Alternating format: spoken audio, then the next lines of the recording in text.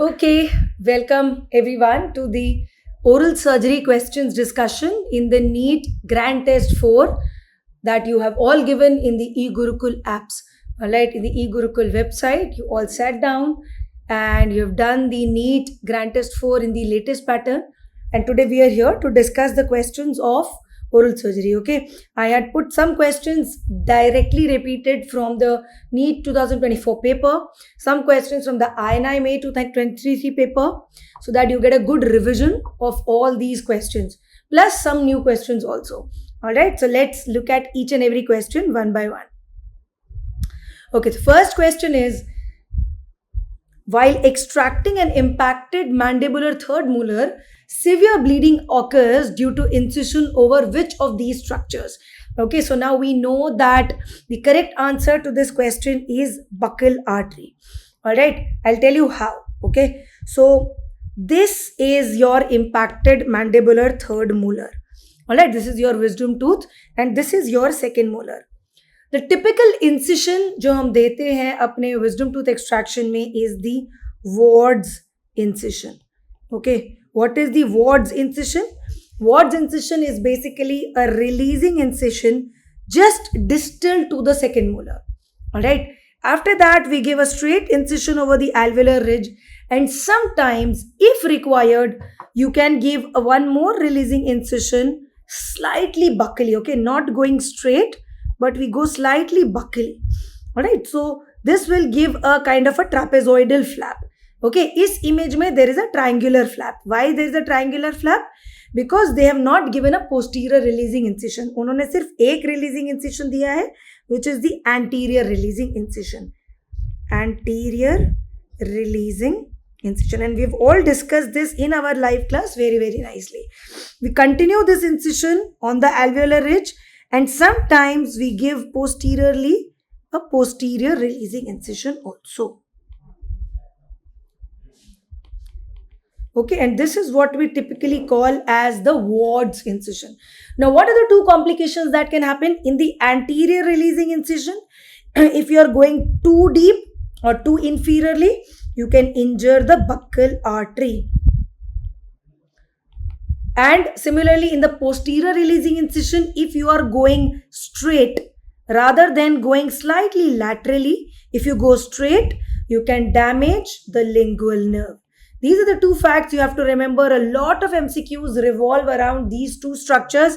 Anterior releasing incision, buccal artery. Posterior releasing incision, if given straight and not taken laterally, will cause injury to the lingual nerve. Well, that is why the answer to the first question is buccal artery. Okay, identify the instrument shown in the image below. Now, many times we have discussed this question that it's a giggly saw. Alright, I thought this is a good opportunity that I show you the giggly saw that I usually show in the morning motivation session. Okay, so this is the paired handles of a giggly saw. Alright, it's a T-bar, T kind of an instrument, a T handle, a thin straight metal handle and a hook. Alright, this is a hook. If you can all see, this is a hook and it's a paired instrument. So these are two hooks. So what do we do with this? We attached it to a barbed wire. Barbed मतलब ऐसे कांटे वाला एक तार होता है. It's a stainless steel wire जिसमें barbs हैं, कांटे हैं. So what we do is we fix one loop of the wire to one handle. We fix another loop of the wire to another handle like this. Alright, and what we have ready is a very quickly cutting instrument, a quickly cutting saw. Alright, so if I have this mandible, right, this is a mandible and God forbid there is a tumor here, an ameloblastoma here. If I use a burr to resect my mandible, it will take a very long time. It will take 10, 12, 15 or even 30 minutes depending on my experience. But if I take the giggly saw, if I put one end medially like this, if I put the other end laterally like this, okay, so I have both the ends of the giggly saw attached to my mandible in this fashion, like this. Alright, so one part of the wire has gone medially, other part of the wire has come laterally, okay, and I fix this loop of the giggly saw with my handle and zoop, zoop, zoop. I just move the handle of the giggly saw 2 or 3 times, and within seconds, the mandible is resected. Alright, so this is a giggly saw, very commonly used in cancer cases, very commonly used by ENT surgeons and plastic surgeons and whoever is doing oral cancer resections. Alright, a large amount of hard and soft tissue resection is performed in cancer excisions, and very commonly they use the giggly saw. Like for example, like I said, if this is a tumor in the mandible right here, one part of the wire will go buccally, another part of the wire will go on the inside lingually, and quickly, like a rasp, like a saw, you can cut the mandible this side and then on this side. So it's a very quick method of resection. Okay, conventionally, if you have to resect this much mandible like here, what we use a burr. We use the same micromotor burr that we use for a wisdom tooth extraction, but that's really slow. Okay, we do that to prevent injury to the soft tissues. But when it's a carcinoma case, when it's a cancer case, you have to sacrifice a lot of soft tissues also. So in that case, you can very easily use the giggly saw. All right. So the answer to this image-based question is giggly saw. Identify the fracture in the image below. I am not even discussing this. We all know it's a LeFort-2.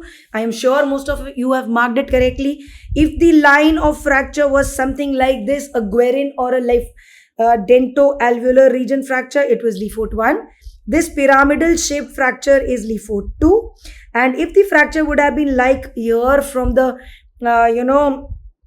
zygomatico-frontal region to the orbit to the medial side, something like this, causing a cranio-maxillary disjunction, then it would be a LeFort-3. Alright, so this is a straightforward, easy question, LeFort-2. Again, this question, we've all discussed it multiple times. The image is showing a very straightforward cyalolith, alright, which is kind of jutting out into the oral cavity, and they want you to identify whether you know that this is a cyalolith. And just by ruling out the options, you can mark the correct answer. Alright, now what are the options? Such calcified structures are infrequently seen in the parotid gland and duct. Very true. It is infrequent. That means it is rare to see cyaloliths in the parotid gland and the parotid duct. Most common site of cyalolith is the submandibular gland. We all know that. Alright. So this answer is correct. So it is not wrong. Okay. We have to find the statement which is not true. Option number B is straight short course of the submandibular duct and thick mucoid secretion increases chances of submandibular gland and duct cyaloliths. Now the second half of the option is correct, that the secretions are thick. But this first half of the option, straight short course, this is wrong.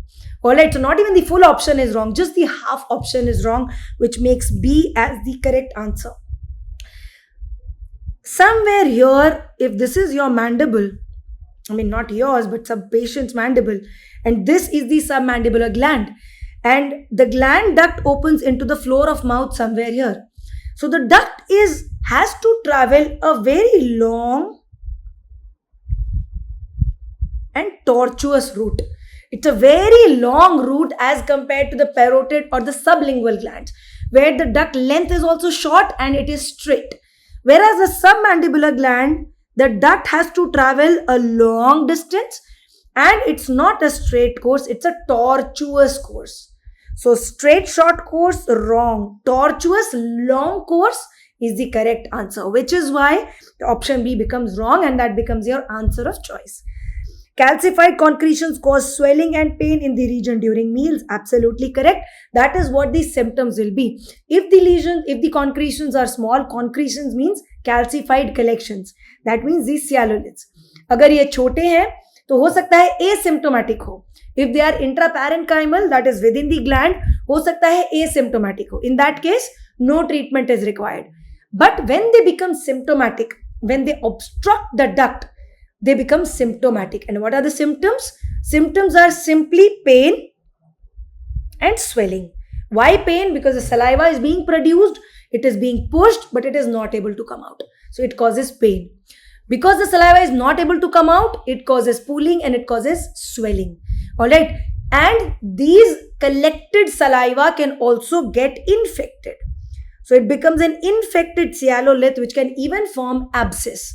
All right. So swelling, pain, tenderness, abscess, these are all the symptoms that you can see with the cyalolith. And only these symptomatic cases will require a treatment. Cyaloliths can also be seen in minor salivary glands. Yes, very, very rarely, but you can see cyaloliths in the minor salivary glands also. Alright, they are not of much significance, but the only wrong option here is option B. Okay, so that's how in many situations you have to rule out an answer and come to the correct answer. You have to rule out options and you have to come to the correct answer. Okay, coming to question number 5. An 8-year-old boy. Remember, the 8-year-old is very, very important here. Comes with bilateral TMJ ankylosis. So like we have discussed in our live class also, whenever it is a childhood ankylosis, it's very severe because the child is still growing. The child is developing, and in this stage, it will cause facial asymmetry. In this stage, it will cause airway compromise. So childhood ankylosis, severe consequences. Similarly, when it is bilateral as compared to unilateral, if bilaterally there is ankylosis, the consequences are very, very severe in forms of facial cosmetics, that is facial deformity, and in forms of airway. Both these things are not there in an adult ankylosis. In adult ankylosis, there will be no facial cosmetic changes because growth has already happened. In adult ankylosis, whether it is unilateral or bilateral, airway is already established. Okay, so there is usually not a big airway compromise. There is usually not a very big airway compromise in adult ankylosis. But whenever there is a childhood ankylosis and whenever there is a bilateral ankylosis, it is really, really a problem in airway and facial cosmetics. Now coming to the next part of the question. The child gives a history of snoring, excessive snoring, continuous waking up in the night, and daytime somnolence. So all those who have listened to the obstructive sleep apnea lecture, OSA, you all know that these are typical features of obstructive sleep apnea, which is one of the very common complications that early or childhood TMJ ankylosis can cause. Okay, so OSA is very commonly seen in patients, young children with TMJ ankylosis. So what will be the treatment? Now, whenever you have an airway affected, your priority changes from opening the mouth to making the airway better. ठीक है, अब आपके लिए airway is more important. Mouth opening, yes, the treatment for oral ankylosis, TMJ ankylosis is opening the mouth, either via gap arthroplasty, via CCG, via distraction, whatever. But here, your priority is to improve the airway and to correct the OSA first. Alright, so in this situation, there is a protocol which you should all learn. This is a common protocol that we use in cases of TMJ ankylosis with obstructive sleep apnea. Okay, an adult patient can also develop obstructive sleep apnea because of other reasons. When he is obese, when there is hypothyroidism, because of so many reasons. Okay, so whenever there is TMJ ankylosis with OSA, you have to decide what is the severity of OSA. Severity of OSA is dependent on apnea hypopnea index, AHI. Alright, we do a polysomnography. We do a gold standard test for OSA, which is polysomnography, and based on that we decide what is the AHI or the apnea hypopnea index, and based on the AHI score we decide the treatment modality. All right, now this is the three things you have to remember. First, whenever the AHI is more than 30, whether it's a child or adult, always do distraction first. Now, what do we mean by distraction? Remember, there can be two types of distractions in TMJ ankylosis. This is the mandible.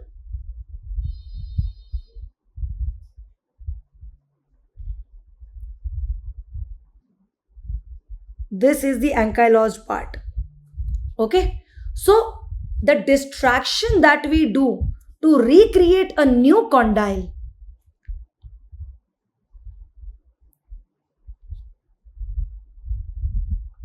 this transport disc that we create and we distract upwards till we reach the glenoid fossa, this is also a distraction. Okay, this is known as TDDO, or transport disc distraction osteogenesis.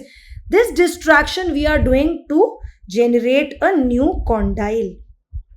The purpose of this distraction is to generate a new condyle. That's a reconstructive option. Okay, but the distraction that we do for OSA, for correcting the obstructive sleep apnea, is not this distraction. In cases of TMJ ankylosis with OSA,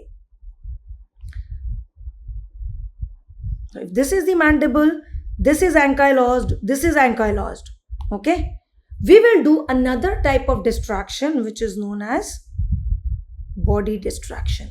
We will do osteotomy here. We will do osteotomy here, and we will distract this anterior mandible forward.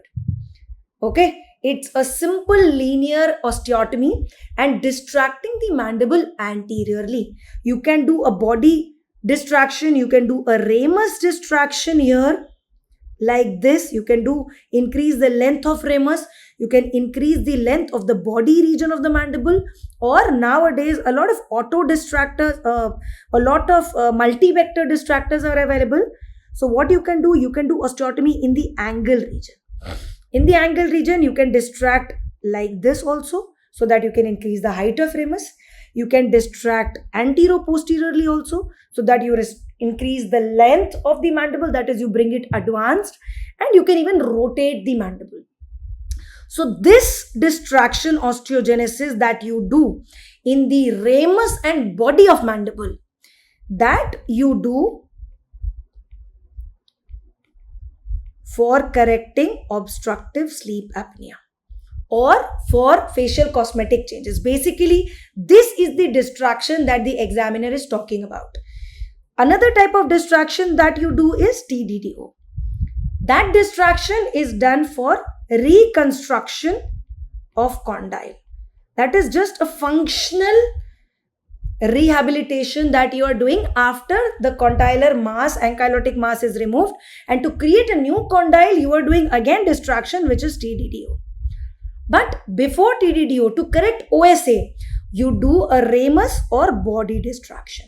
And in this table, we are talking about this distraction, not the reconstructive distraction of the condyle. We are talking about the body or ramus distraction that will correct the obstructive sleep apnea. Alright, so which do we do first? Do we do the distraction first and increase the mandible, or do we release the ankylosis first and then do the distraction? Or can we do it simultaneously? In the same surgery, can't we remove the ankylotic mass also and put a distractor also, so that one surgery is reduced? So these questions, to answer these questions, we have this table. Alright, so this table says that whenever the AHI is more than 30, that means it's a severe OSA. You will always do a distraction first. You will always do a body ramus distraction, and you will correct the obstructive sleep apnea. When the second situation, when the AHI is less than 15, so in both the cases, in children also, in adult also, you can release first. What is the meaning of release first? Release first means you can do the ankylosis release surgery first. Okay, and in second stage, you can do distraction. Or the other option is simultaneously, you can do release also and distraction also. Similarly, in adults, there is option of total joint replacement also.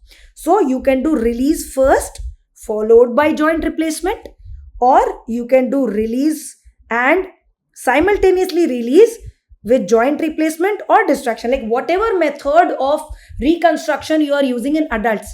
Children there are only two options, CCG and distraction. Adults may, you can do distraction, you can do joint replacement, you can do any other kinds of grafts. So it is on you. You can do either release first and distraction later on, or you can do both simultaneously also. So that is the option you have when the AHI is less than 15. That means it is mild OSA. In third situation, when the AHI is between 15 and 30, then you have to see the height of ramus. You have to see what is the height of this region of the ramus. If it is a short ramus, then after release, it will cause worsening of airway. The OSA will worsen. So in that case, you should always distract first. Okay? Whereas if the ramus height is normal, if the child is slightly aged when the ankylosis has happened, the ramus height is almost normal, which requires only unidirectional distraction, then you can go for a simultaneous release and distraction. Alright, so this is the table, this is the protocol that you have to remember whenever this kind of questions come. This is one of the moderate to difficult questions, but this is the protocol that you have to remember of when to do distraction first, or when to do ankylosis release first, or when you can do it simultaneously. Okay. Coming to the next question. How much epinephrine can be administered to a patient with angina pectoris? This is straightforward from Malamade. We have been learning this since a very long time. The answer is 0.4 milligram. All right. And this is the exact lines from Malamade that Bennett recommends that maximum dose of epinephrine in a cardiac arrest, that is ASA 2 or 3 patient, should be 0.04 mg, which is equal to, if you are giving 1:50,000 epinephrine, which usually we don't use in dentistry, you can use only one cartridge. If you use 1:1 lakh, very commonly used in dentistry, you can give 2 cartridges. Or if you are using 1:2 lakh epinephrine, most commonly used in dentistry, you can even give 4 cartridges of LA with epinephrine, usually lignocaine with epinephrine. Alright, so it's a straightforward, easy question. Okay, next question.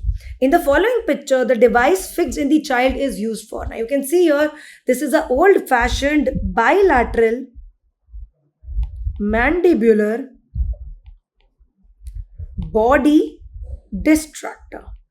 Okay, most probably the child has some congenital anomaly, some syndrome, maybe Pierre-Robin syndrome or anything that causes a small mandible, that causes a hypoplastic mandible.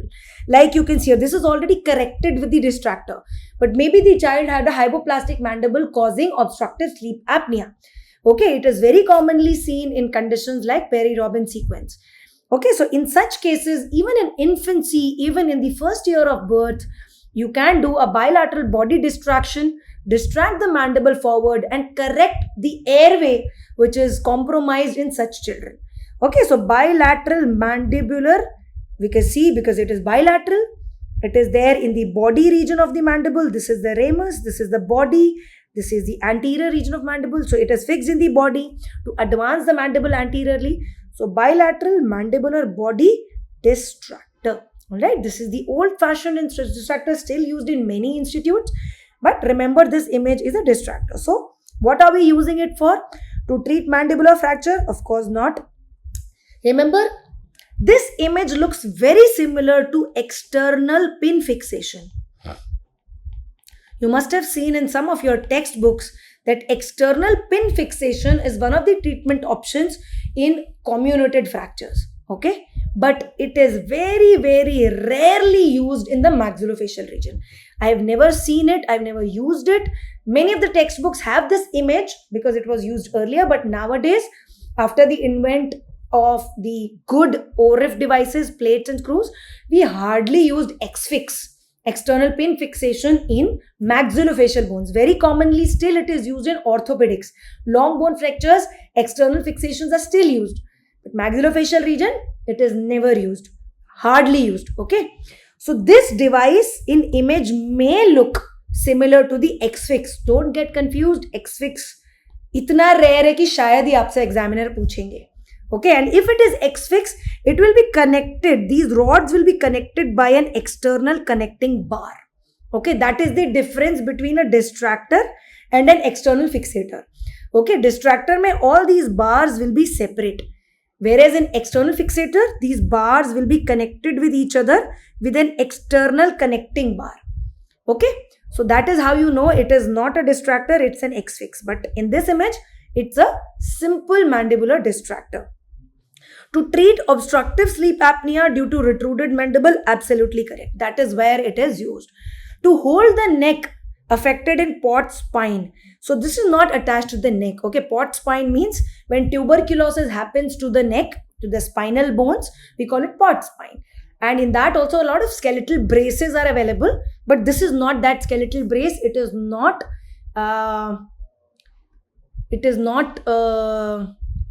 attached to the neck. All right, so this is wrong. And to correct cherubism, absolutely not. Cherubism is an auto-correcting disorder and it's absolutely not used in cherubism.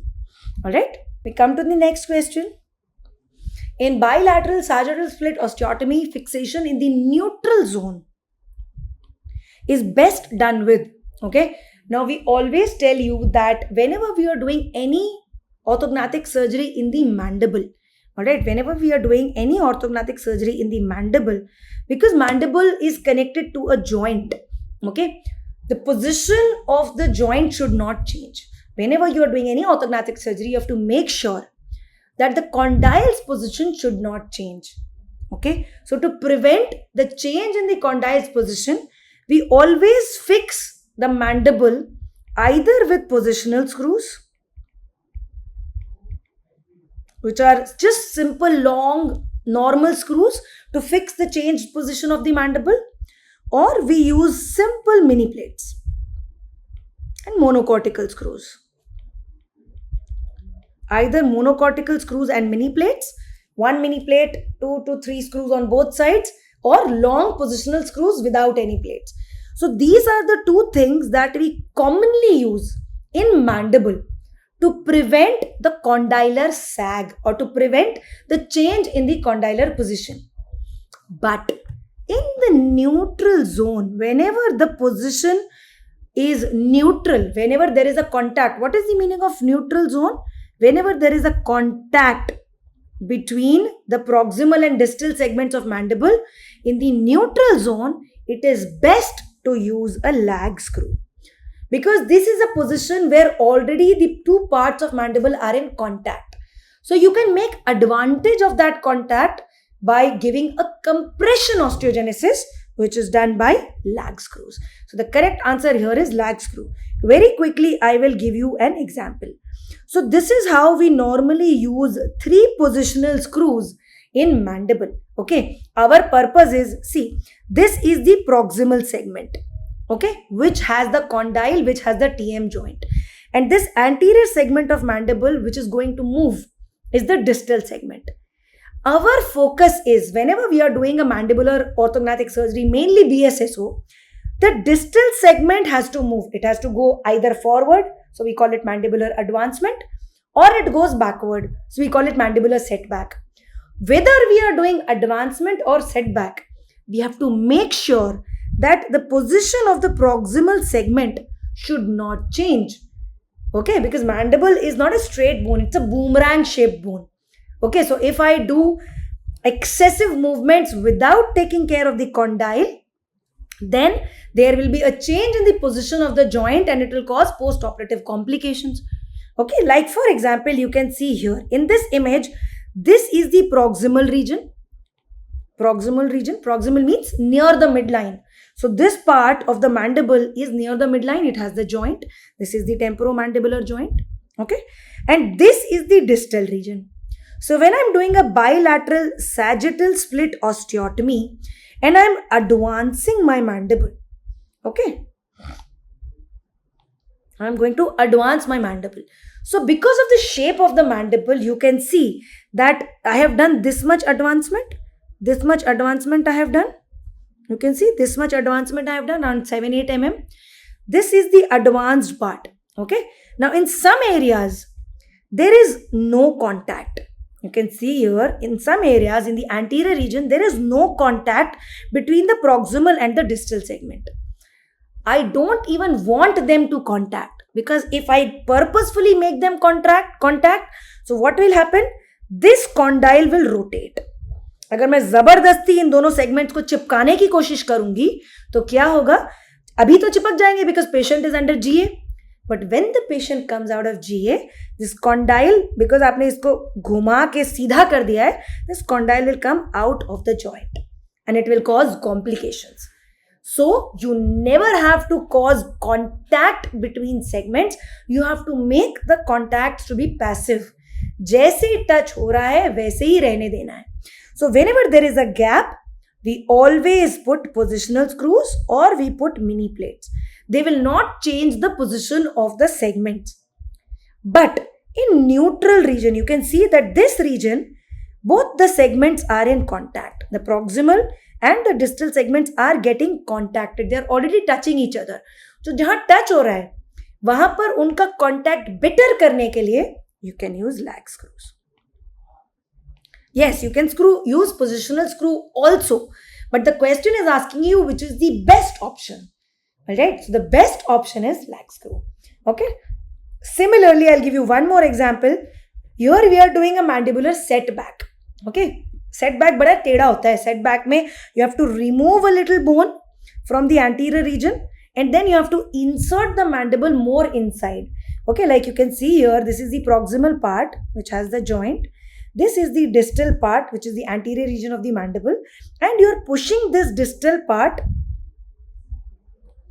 backward. Okay, you are pushing this distal part backward.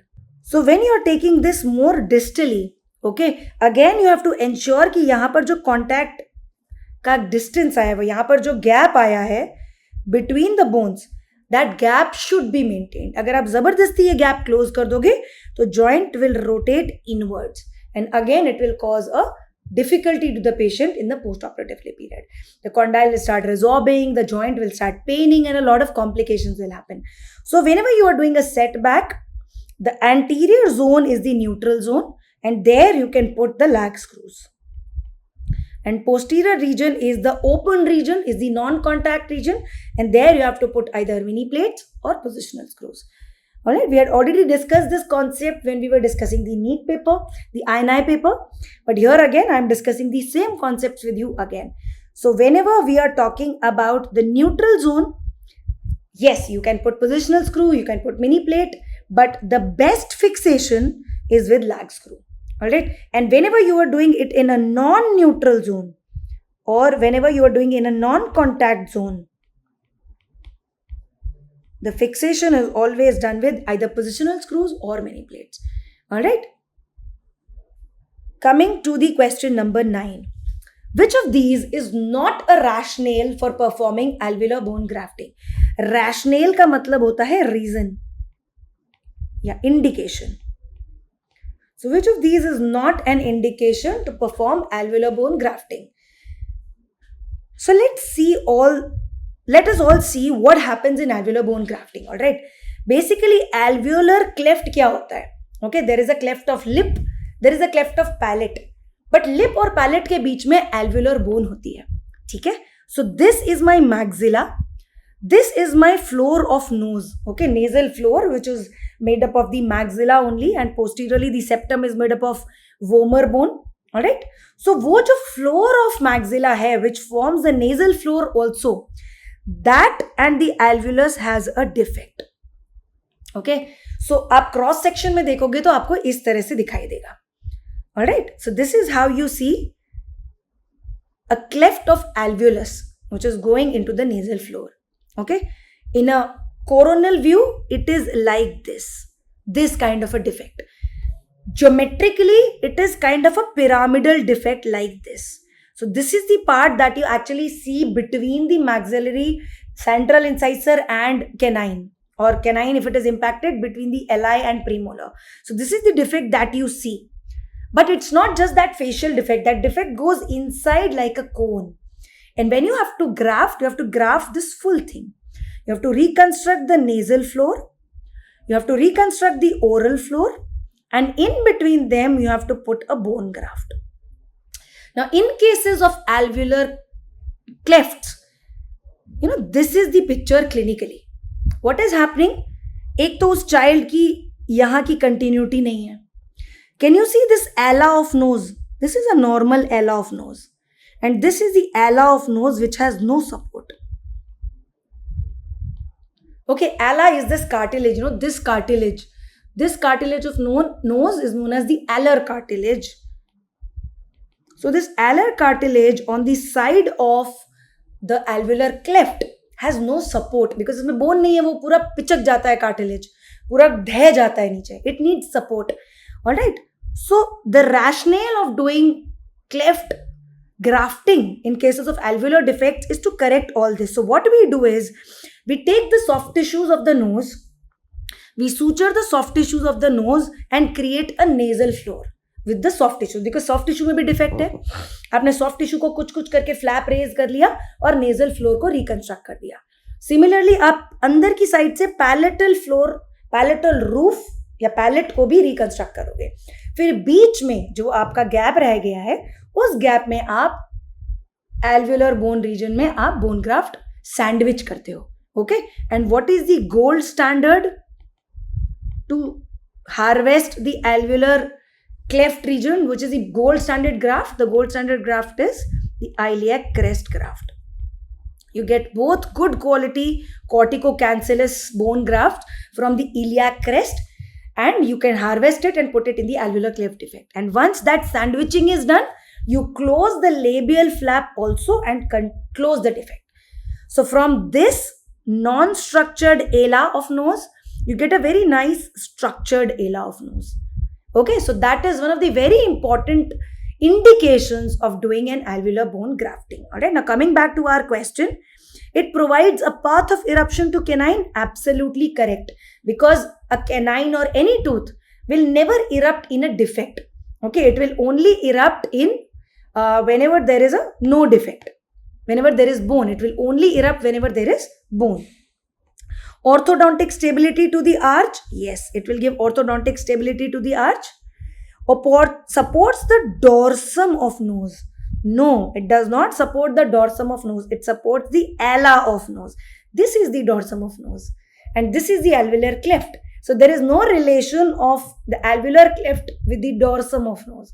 It's just a play of words. You just have to be a little careful so you remember the answer. And an opportunity to close the residual oronasal fistula. So whenever we do a cleft palate surgery,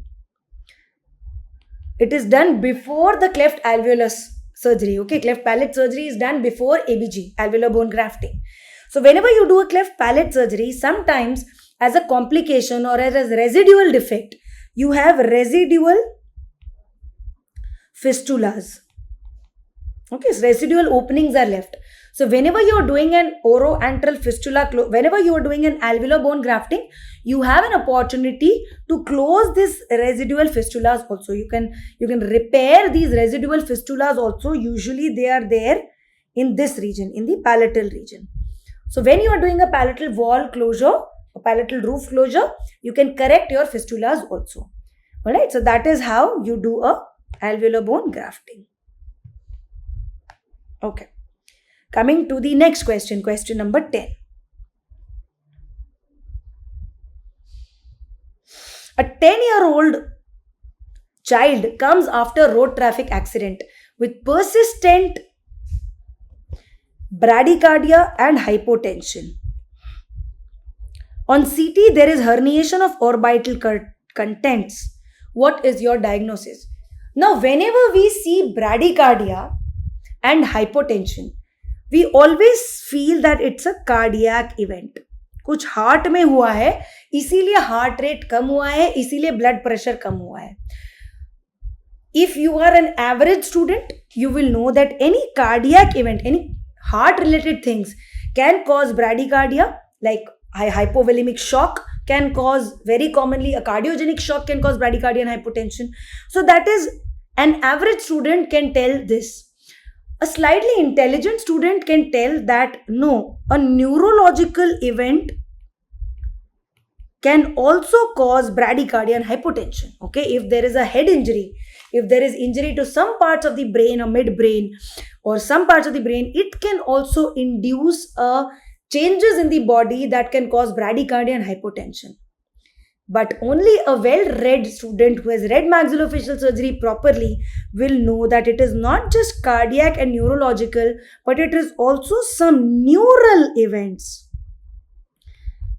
Neural means nerve-related events that can cause bradycardia and hypotension. Okay, it is not cardiogenic, it is not neurogenic in this case. Why? Because the question does not tell us anything about the heart or the brain. It tells us only one thing: herniation of orbital contents. Herniation means अपनी जगह से वो नीचे खिसक गए, जैसे हम abdominal hernia बोलते हैं ना, तो वो चीज एब्डोमिनल वॉल को पियर्स करके कहीं और चली गई. Okay, herniation means fall down, वो टिश्यू अपनी जगह से खिसक के नीचे फॉल हो गया है. Okay, so a neural event like a vagus stimulating event, any event which stimulates the vagus nerve. We all know that vagus nerve is, has a negative chronotropic, a negative inotropic effect on the heart. So whenever we stimulate the vagus nerve, it can cause bradycardia and hypotension. And in this case, it is the white eye syndrome, also known as the trapdoor fracture of floor of orbit. Very, very commonly seen in young children. It's a very, very difficult question, but it's a repeat question from NEET. So I'm hoping that all of you, those who have done the repeat questions with us, you have answered this question correctly. Okay, very commonly seen in 10-year-old or young children, trapdoor fracture of the orbit. It causes stimulation of what we know as oculocardiac reflex. In oculocardiac reflex, the first branch of the trigeminal nerve, during its afferent pathway, causes an efferent stimulation of the vagus nerve. Okay, afferent means ये sensory input लेके जा रही है आई से, but रास्ते में जाते जाते उसने वेगस नर्व को एक मोटर आउटपुट दे दिया है. ओके, एक स्टिमुलेट कर दिया है, और वेगस का इफेक्ट हार्ट में होता है ब्रैडिकार्डिया एंड हाइपोटेंशन. तो आपको डायग्नोसिस कैसे होगा? सीटी में आपको पता नहीं चल पा रहा है. The diagnosis in this case is always clinical. Sometimes only herniation may or may not give you an idea of the diagnosis. The diagnosis here is always clinical. Okay, I'll show you how. So this is a CT phase. Okay, can you tell me what is the defect here? इसमें तो बहुत सारा sinusitis भी है. You can see that the sinus is fully, thickened and filled with increased lining. And there is an infraorbital foramen here also and some defect here also. Very subtly, if you look very, very carefully, you will realize that there is a fracture here in this region of the floor of orbit. The fracture has happened, but it has snapped back. Fracture हुआ, उसने ये inferior rectus या inferior oblique muscle को अपने में फंसाया.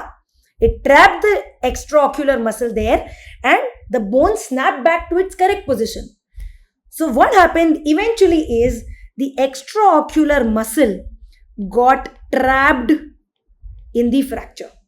So on the CT, you cannot really see a fracture very clearly. You cannot see it very clearly, but you can see this herniation of soft tissue.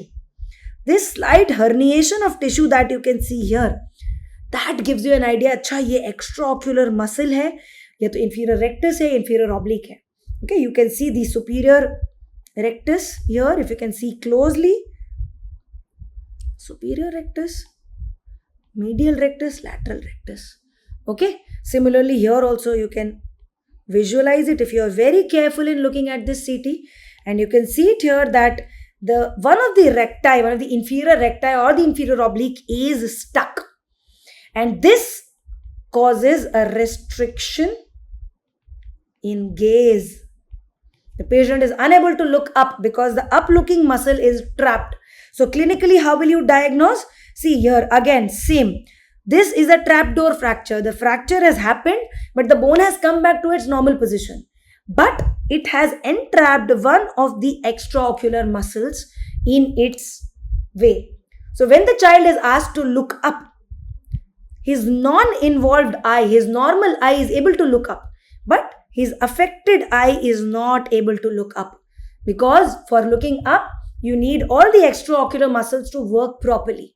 Okay, if it is the inferior rectus or inferior oblique, the superior gaze will be affected. If it is some other muscle, other gaze will be affected. But very commonly, it is the inferior oblique and inferior rectus which may be entrapped. So this is known as a trapdoor fracture of the orbit. And very commonly, this trapdoor fracture of orbit stimulates the oculocardiac reflex. So the child will not come to you saying कि अरे मेरी eyeballs ऊपर जा रही हैं. He will come to you saying in a clinical presentation where he has very low blood pressure and very low, pulse rate. And you will not know why suddenly he's feeling weak, suddenly he's falling down because of bradycardia. The reason is the oculocardiac reflex. Right? To understand these concepts better, you should watch the TCR phenomenon, the TCR or OCR phenomenon from our recorded videos for understanding it in more detail. All right. Coming to the question, next question. A patient comes after road traffic accident having displaced mandibular parasymphysis, linear fracture. Okay, it's a simple linear fracture. Not simple, it could be an open fracture, but it's a linear fracture. For close reduction treatment, what should be the ideal duration of IMF? We all know that when a young patient, no comorbidities, simple linear fracture, the ideal duration of IMF is 4 to 6 weeks. Since the examiner has not mentioned the age of the patient, we don't assume that it's a very elderly patient. So in 4 to 6 weeks, minimum is 4 weeks, and that is the best answer. All right. If the patient has comorbidities like, he's diabetic, his immunity is low, or if he has a comminuted fracture or a dirty infected fracture, then I would want to keep the IMF for slightly longer, like 6 to 8 weeks. But in a simple linear fracture, patient's age is not mentioned, ideal duration will be 4 weeks. Marginal resection means, we've already discussed this multiple times in our pathology classes. So this is a gold Uptron marks. They have given a nomenclature which we have already discussed in our oral surgery lectures about the different resections that we do in the mandible. Alright, there is a marginal resection which is also known as an en-bloc resection. It means only a margin of mandible is removed or a block of mandible is removed. It does not hamper the continuity of mandible. Okay, so marginal resection means resection. Yes, you have resected a part of mandible, but without discontinuity of mandible. That's the correct answer. Okay, when you do a segmental resection, it is a continuity defect. You are removing a whole segment of bone and the continuity of mandible is lost. So that is known as resection with discontinuity of mandible or a continuity defect. There is a defect in the continuity of mandible.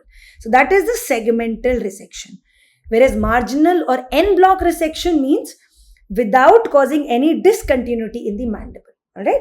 So reconstruction is easier in this case. In this case, in this case, the reconstruction is really extensive. Creation of a bony window is known as marsupialization, and it's not a treatment for tumors, it's a treatment for cysts.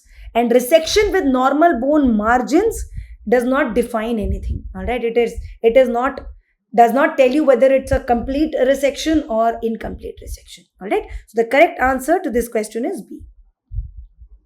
Fluctuance is a characteristic of which of these space infections? Multiple times we have discussed this in our class. It's a characteristic of abscess. Alright, quickly let us go through the 3 stages of facial space infection. First is the inoculation, which doesn't look much clinically. Second is the cellulitic phase, which is the red, tense, brawny stage.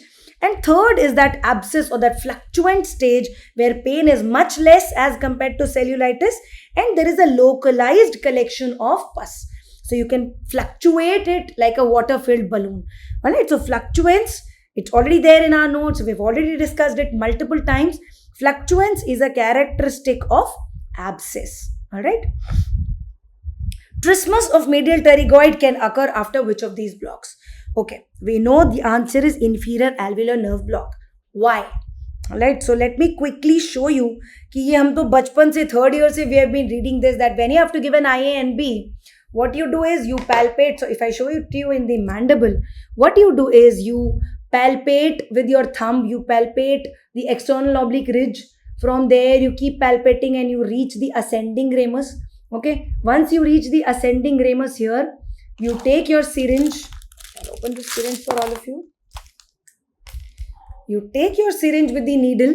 All right, you have already palpated the ascending ramus. Now from the opposite side premolar, you will target your needle here in this direction so that you go and hit the lingula. You can all see here, yeah, this tongue-shaped defect, tongue-shaped depression here is the lingula. Alright, so from opposite side premolar, you bring your needle in such a way that you reach the lingula like this.